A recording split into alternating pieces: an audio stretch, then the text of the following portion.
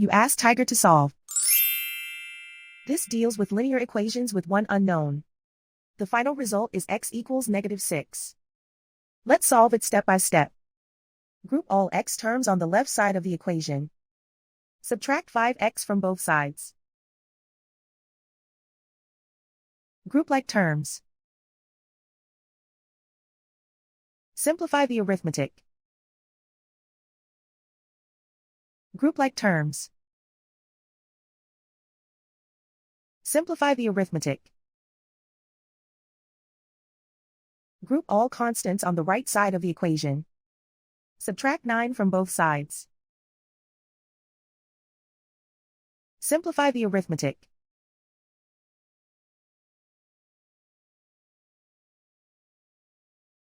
Isolate the x. Divide both sides by -2. Cancel out the negatives. Simplify the fraction. Move the negative sign from the denominator to the numerator. Find the greatest common factor of the numerator and denominator.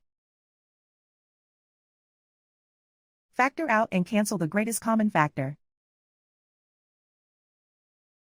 And so the final result is x equals -6.